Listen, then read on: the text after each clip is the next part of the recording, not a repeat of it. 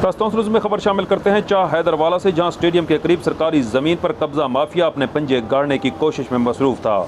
जो ही इसकी इतला असिस्टेंट कमिश्नर तौसा नासिर शहजाद डोगर को मिली, वो फौरी तौर पर अपनी टीम के हमरा वहां पर पहुंचे, जिन्हें देखकर कब्जा माफिया वहां से भाग गया, जबकि उनकी तामीर की जाने वाली इमारतों को फौरी तौर पर गिरा दिया गया।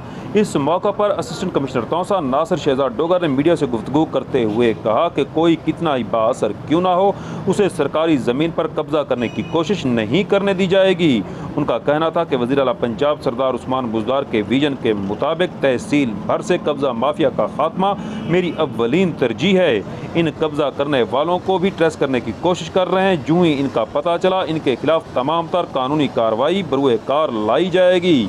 तौसा न्यूज़ से आपको अहम खबर से आगाह कर रहे हैं। चाह हैदरवाला के करीब सरकारी ज़मीन पर कब्जा करने की कोशिश नाकाम बना दी गई।